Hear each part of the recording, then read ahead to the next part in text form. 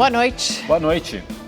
Em menos de uma, presidente Jair Bolsonaro nomeia e dá posse ao novo diretor-geral da Polícia Federal. Rolando de Souza é aliado de Alexandre Ramagem, que foi impedido de assumir a PF pelo Supremo Tribunal Federal. E você vai ver também. O governador João Dória decreta a obrigatoriedade do uso de máscaras no estado de São Paulo a partir de quinta-feira. A China reabre o turismo e sobe o tom contra os Estados Unidos na troca de acusações sobre a propagação do novo coronavírus. A Comissão Europeia mobiliza líderes mundiais para arrecadar 8 bilhões de dólares em prol de pesquisa de tratamentos e uma vacina anti-Covid-19. E o Brasil perde o humor de Flávio Miliaccio e a genialidade do autor de O Bêbado e a Equilibrista, Aldir Blanc. Com a quarentena, o sistema de delivery, de entrega por aplicativos, é uma alternativa para os donos de bares, restaurantes e lanchonetes. A pandemia fechou o comércio e, na dificuldade, a criatividade se multiplica. Nesse restaurante na região central de São Paulo, o delivery foi a solução para não fechar as portas. A primeira coisa foi liberar estoque, determinar o que a gente tinha na casa, criar um cardápio com aquilo que a gente tinha, sem comprar nada, sem adquirir novos bens, porque eu já não tinha ali faturamento para pagar os bens que já tinham sido adquiridos. Antes da quarentena, o restaurante servia comida por quilo e mantinha uma média de 350 refeições ao dia. Com o isolamento social, o faturamento caiu 85%. Mas na dificuldade, veio a solidariedade. Na compra de uma marmita para ajudar a quem precisa, o cliente ainda leva outra. E com uma garrafa e uma máscara para proteção. Nesse momento, foi imprescindível que a gente criasse uma ação que pudesse não só atender as necessidades da empresa, mas as necessidades de outras pessoas que também ficariam em desalento com o isolamento. E quem perdeu o emprego nesse período encontrou na venda de marmitas uma oportunidade de se reinventar. As vendas são feitas por um aplicativo criado por este empreendedor. São mais de 3 mil cozinheiros cadastrados na base. Depois da pandemia, houve um aumento de mais de 150% em comparação com períodos anteriores. O perfil é o mesmo, pessoas que amam cozinhar e que estão fora do mercado de trabalho. Com o esforço conjunto de todo o time, conseguimos manter a mesma quantidade vendida antes da pandemia, de mais de 7 mil marmitas por mês. Cada empreendedor fatura em média cerca de 2 salários mínimos. A Karina ama cozinhar e se surpreendeu com os resultados. Tem uma média de 20 a 30 marmitas, que são os pontos fixos, que no momento estão fechados por conta da quarentena. Esse novo trabalho está sendo muito bom, porque primeiramente eu estou fazendo uma coisa que eu gosto, que eu amo, é uma fonte de renda e num momento muito difícil que nós estamos passando nessa pandemia desse vírus e que está nessa crise mundial. Chegaram ao Ceará novos respiradores mecânicos para equipar UTIs. As informações com Emerson Tchalian. Um lote com 30 respiradores mecânicos desembarcou neste fim de semana em Fortaleza. Os aparelhos foram enviados pelo Ministério da Saúde a pedido do governo do estado e vão equipar novos leitos de UTI destinados exclusivamente para o tratamento de pacientes com o novo coronavírus. Em todo o estado já são mais de 1.000 leitos exclusivos para o Covid-19. 400 são de UTIs. Nesta semana devem chegar ao Ceará mais 30 respiradores comprados da China. De Fortaleza, Emerson Tchalian para o Rede TV News. E hoje, na capital paulista, foi o primeiro dia de uso obrigatório de máscaras de proteção nos transportes públicos. A máscara virou uniforme.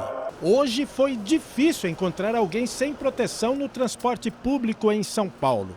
Carros com avisos no para-brisa, estações com cartazes perto das catracas e fiscais abordando passageiros. Tudo para fazer valer a nova exigência. Este homem argumentou, disse que precisava seguir viagem e foi liberado. Uma exceção no primeiro dia da resolução. Eunice teve problema para embarcar. A história dela resume bem o dilema de muita gente nesse primeiro dia. Aí eu fui parar o ônibus sem a máscara, a motorista não deixou eu entrar dentro do ônibus Aí eu encontrei a moça lá na Lapa, pedi para ela me inteirar a minha máscara, ela inteirou e eu consegui pegar o trem lá na Lapa também, porque sem máscara eles não estão deixando entrar no trem também. No transporte coletivo, quem for flagrado sem o uso de máscara vai ser advertido verbalmente.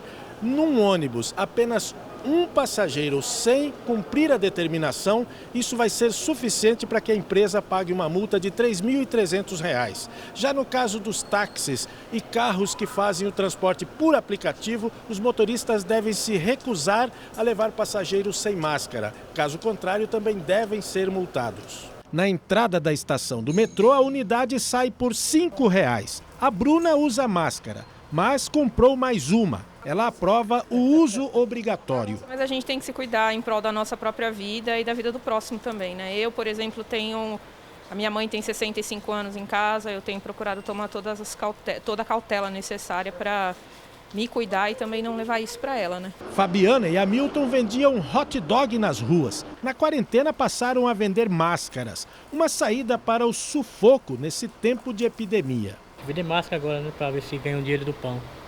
Tá ganhando? Tá dando para se virar um pouco. Quantas máscaras vocês vendem por dia? 80, 70, 100.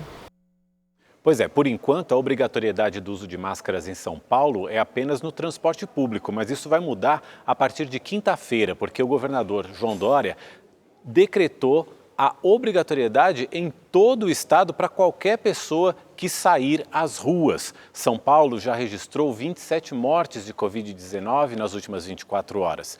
O número é menor que o registrado de sábado para domingo, quando 41 óbitos foram confirmados. Por enquanto, o uso de máscaras de proteção é obrigatório no transporte público a condutores, cobradores e passageiros. O mesmo vale a motoristas e usuários de táxi e de aplicativos. Determinação que começou a valer hoje, mas a partir de quinta-feira, a medida vai se estender a todos que circularem pelas ruas.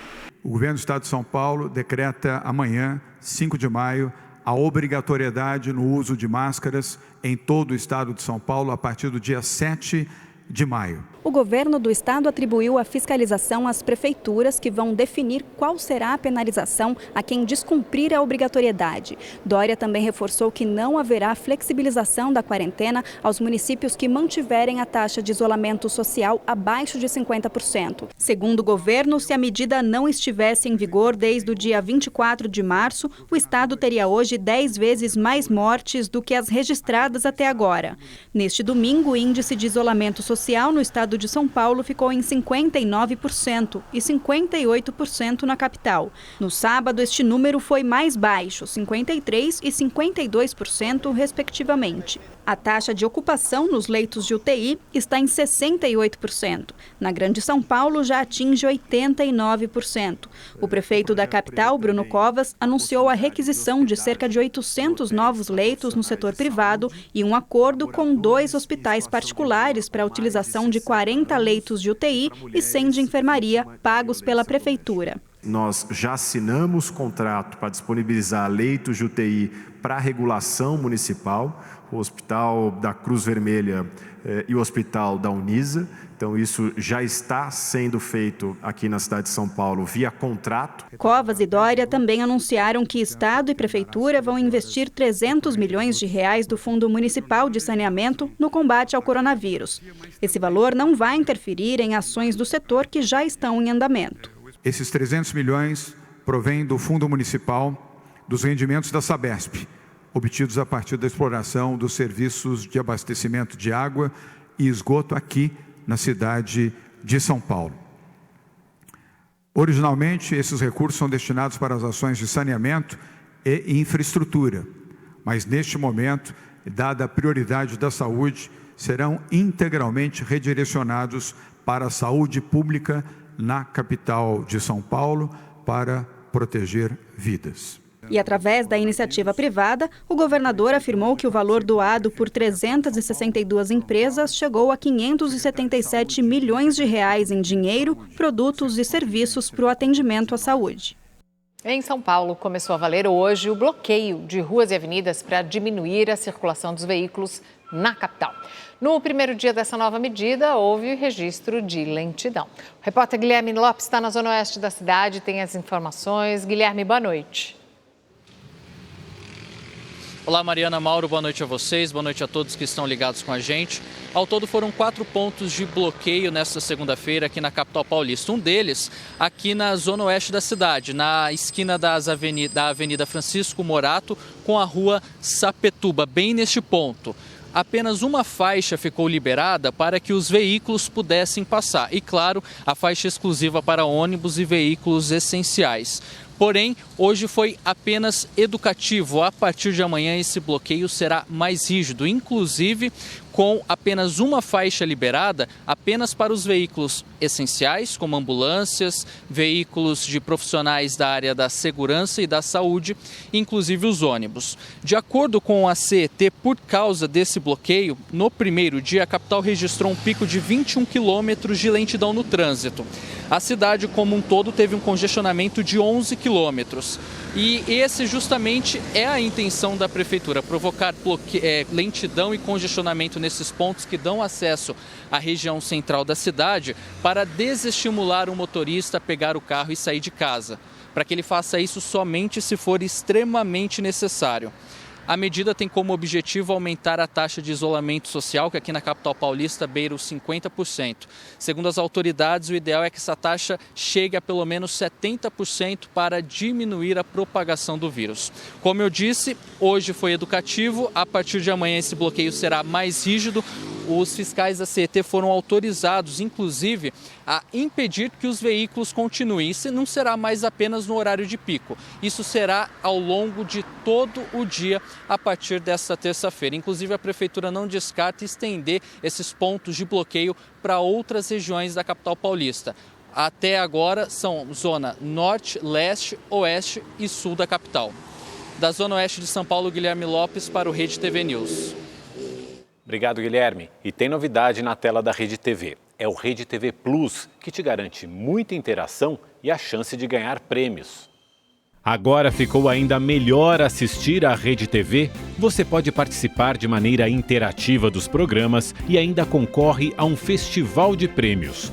Tem smartphones e até carros. Para saber mais e participar é fácil. Todas as informações você encontra no site redetvplus.com.br. O Rio de Janeiro registrou 46 mortes pela Covid-19 nas últimas 24 horas e 582 novos casos. Hoje o prefeito Marcelo Crivella fez um apelo para que as pessoas não saiam de casa. Vamos conversar ao vivo com o repórter Tony Vendramini, que tem as informações. Boa noite, Tony. Boa noite, Mauro. Boa noite, Mariana. Boa noite a todos que nos acompanham. O prefeito do Rio disse que essa semana será muito importante para tentar conter a difusão do novo coronavírus e pediu que os cariocas permaneçam em casa por causa da aceleração do contágio. Marcelo Crivella disse que pode até mesmo decretar o fechamento de vias importantes da cidade e de calçadões da Zona Oeste, onde acontecem aglomerações. O que já está decidido é o fechamento de 10 ruas com agências bancárias, porque havia muitas aglomerações por essas agências. A prefeitura deve marcar o chão, deve fazer desenhos no chão para garantir a distância segura entre aqueles que buscam o auxílio emergencial, o saque do auxílio emergencial. Hoje, 7 dessas agências não abriram as portas, elas passaram por um processo de descontaminação. Também hoje, 112 profissionais de saúde de hospitais da rede municipal foram transferidos para o hospital de campanha do Rio Centro. A prefeitura espera para essa semana, para os próximos dias, a chegada de 320 respiradores vindos da China. Ao vivo do Rio de Janeiro, Tony Vendramini para o Rede TV News. O presidente Jair Bolsonaro participou ontem de uma manifestação em Brasília. Ao lado da filha Laura e de parlamentares da base aliada, o presidente foi até o Palácio do Planalto, ponto de concentração do ato a favor do governo. Milhares de pessoas se reuniram no local. O presidente desceu a rampa e acenou aos apoiadores. É só uma manifestação espontânea do povo aqui em Brasília, em defesa da democracia, da liberdade. Quero um governo sem interferência, que possa trabalhar para o futuro do Brasil. Durante a manifestação, algumas pessoas protestaram contra o Congresso Nacional e o Supremo Tribunal Federal. Jornalistas foram hostilizados. Um fotógrafo e o motorista do jornal O Estado de São Paulo foram agredidos. O Procurador-Geral da República, Augusto Aras, determinou que a agressão seja investigada. Vamos agora ao comentário de Boris Casoy. Boa noite. Volta e meia, alguém invoca a palavra golpe. Aviso aos navegantes. Golpe não é apenas uma questão de vontade desse ou daquele indivíduo ou de grupelhos enlouquecidos que clamam pelo fechamento do Congresso e do STF. A experiência e os fatos mostram que não há condições objetivas para que isso aconteça. As Forças Armadas, que ainda carregam as feridas abertas pelo regime de 64, hoje defendem o respeito à democracia e à Constituição. Ao contrário de 64, os militares não têm projeto de poder e o mundo não gira no palco da Guerra Fria e da ameaça comunista. Não há subversão da hierarquia militar. Nossas instituições funcionam normalmente e um regime totalitário teria enormes dificuldades de relacionamento internacional. Além de tudo, falta o indispensável apoio popular para uma aventura desse tipo. Como já se disse e como já se comprovou, a democracia pode não ser um regime perfeito, mas não há outro melhor. O Ministério da Saúde atualizou os números do coronavírus no Brasil. De ontem para hoje, segundo o Ministério, foram registrados 4.075 novos casos da doença. O país registra, assim, o quarto dia seguido de queda nos números de casos confirmados, segundo o Ministério. Em 24 horas, 263 pessoas morreram e São Paulo continua sendo o estado com maior número de casos, seguido por Rio de Janeiro, depois Pernambuco e o Ceará. Segundo o Ministério da Saúde, mais de 45 mil pessoas já se recuperaram da Covid-19 e cerca de 52 mil pacientes ainda estão em observação. O ministro da Secretaria-Geral de Governo, general Luiz Eduardo Ramos, elogiou a cobertura imparcial que a Rede TV tem feito da pandemia do coronavírus no Brasil. O ministro agradeceu o trabalho feito pela emissora. Agradecer principalmente à TV Record, à TV Bandeirantes e à TV Rede TV, que diferente de uma emissora que eu até em contato com uma jornalista que infelizmente hoje não está presente, eu fiz a pergunta por que todo dia nos jornais dessa emissora só divulga o número de mortos e de contaminados. As outras emissoras estão divulgando. Por que eu estou falando isso? Está aí o placar da vida. Por que não divulgar o número dos curados e em recuperação? Com esses números de recuperados e de salvos, nós temos que dar um pouco de esperança à população. Eu tenho uma responsabilidade, como o nosso presidente Bolsonaro fala, é com a população brasileira. Então, uma pessoa que está em tratamento, quimioterapia, ou então está com algum problema bem grave, ele, com esse clima que foi instalado, ele não sai de casa. E as pessoas estão morrendo por outros motivos. E aqui, mais uma vez, agradeço de público o trabalho sério da TV Record, TV Band e Rede TV, que estão noticiando, sim, tragicamente, o número elevado de mortes, mas também as outras notícias com relação a curados, recuperados, distribuição de material. Senhores, essa é uma crise mundial. Depois de ser impedido pelo Supremo Tribunal Federal de nomear Alexandre Ramagem para a diretoria-geral da Polícia Federal, o presidente Jair Bolsonaro deu posse hoje a Rolando Alexandre de Souza para o cargo. Rolando Alexandre de Souza assumiu o cargo de diretor-geral da Polícia Federal numa cerimônia relâmpago. Em menos de uma hora, a nomeação dele foi publicada no Diário Oficial da União e ele tomou posse num evento fechado no Palácio do Planalto, acompanhado apenas por alguns ministros. Souza é delegado da PF e foi superintendente regional da corporação em Alagoas entre 2018 e 2019. Ele também já foi chefe do Serviço de Repressão a Desvios de Recursos em Brasília. Rolando de Souza era secretário de Planejamento e Gestão da Agência Brasileira de Inteligência, a ABIN.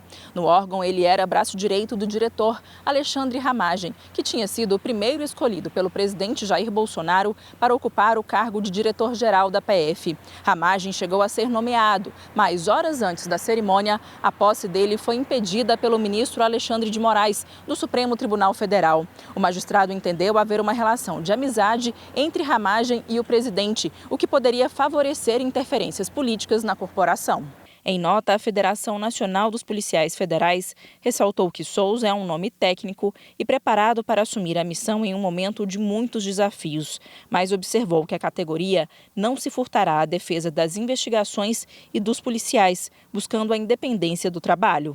À frente da PF, Souza terá que comandar investigações que envolvem Bolsonaro, como o inquérito que apura as denúncias do ex-ministro da Justiça, Sérgio Moro, sobre supostas interferências do presidente na própria Polícia Federal.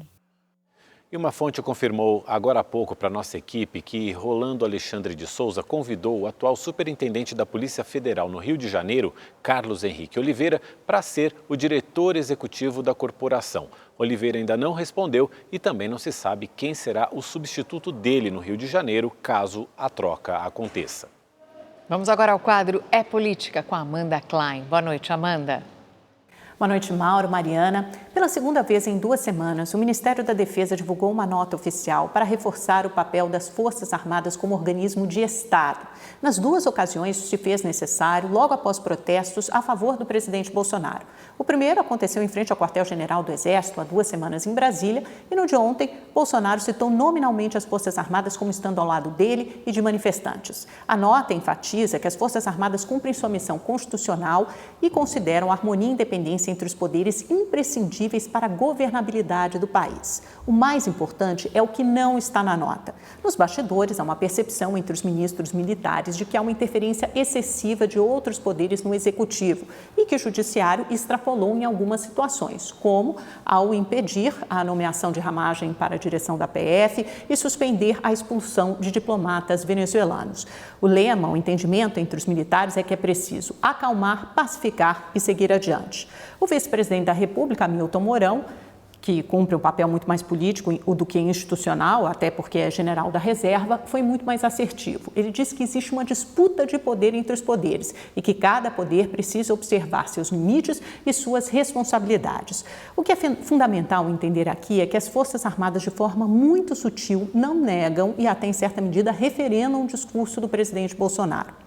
Com a saída de Moro, os inquéritos contra Bolsonaro e seus apoiadores no Supremo e também as incertezas geradas pela crise do coronavírus, as Forças Armadas ganham importância como principal esteio do governo Bolsonaro. Provavelmente assistiremos a uma militarização ainda maior do governo e há risco sério de politização das Forças Armadas. A polícia da Espanha tenta descobrir se um brasileiro que foi preso no país, acusado de matar uma série de moradores de rua, também cometeu esse mesmo tipo de crime no Brasil e em Portugal, onde ele também morou. Essas imagens mostram o suspeito em uma rua no subúrbio de Barcelona. A música alta chama a atenção do homem, que para e fica no local por alguns instantes. Ele gesticula e parece estar desorientado. No fim da música, bate palmas e em seguida vai embora. O principal suspeito de ser o autor de uma sequência brutal de assassinatos na Espanha foi flagrado poucas horas antes de mais um morador de rua ser morto.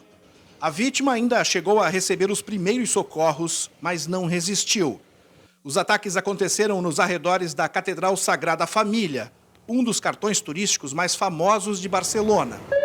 Horas depois de fazer mais uma vítima, o suspeito foi detido. A partir daí, a polícia espanhola começou a levantar informações até descobrir a origem do assassino. De nacionalidade brasileira. Identificado como Tiago, o rapaz tem 35 anos e viveu os últimos meses neste trailer, num povoado a meia hora de Barcelona. No interior, foram encontradas roupas do brasileiro, ainda com manchas de sangue das supostas vítimas. Todas foram mortas com extrema violência, conforme contou o chefe de investigação da polícia da Catalunha.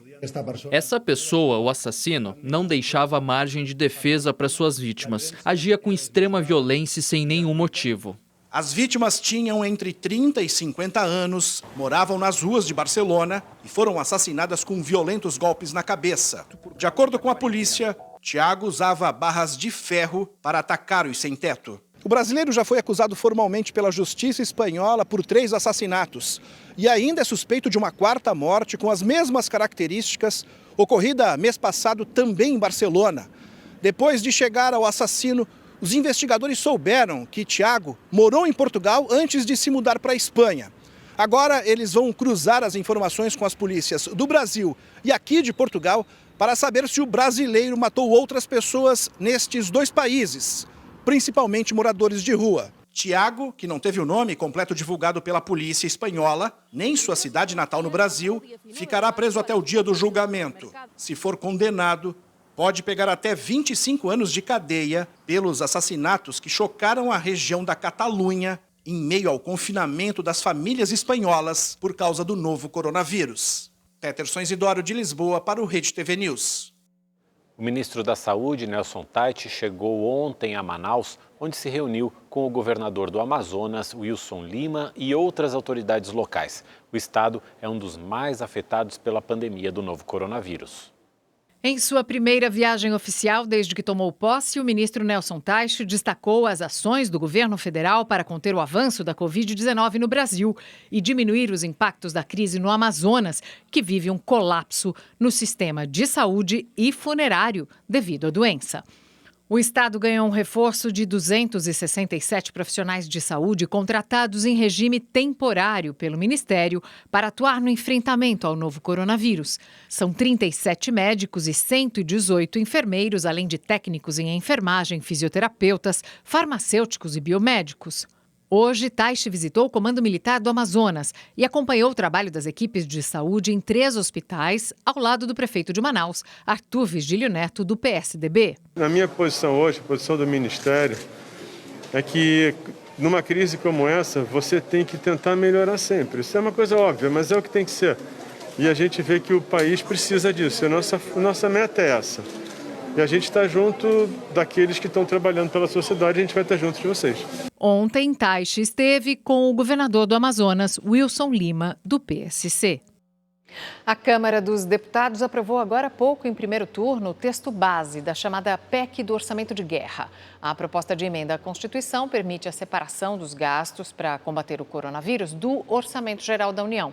Com isso, possibilita a realização de compras, obras e a contratação de pessoal e serviços de maneira mais ágil. A proposta já foi aprovada pelo Senado. Morreu no Rio de Janeiro o compositor e escritor Aldir Blanc. Ele estava internado em estado grave desde o mês passado com a Covid-19.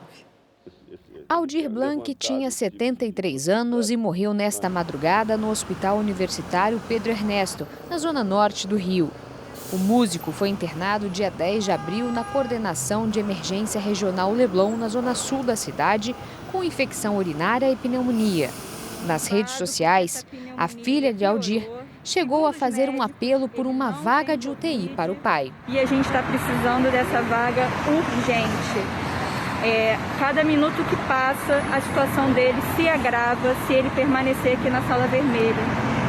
E a gente está precisando dessa vaga de UTI. Um dia depois, o compositor foi transferido para o hospital universitário. Lá, ele teve a confirmação que estava com Covid-19.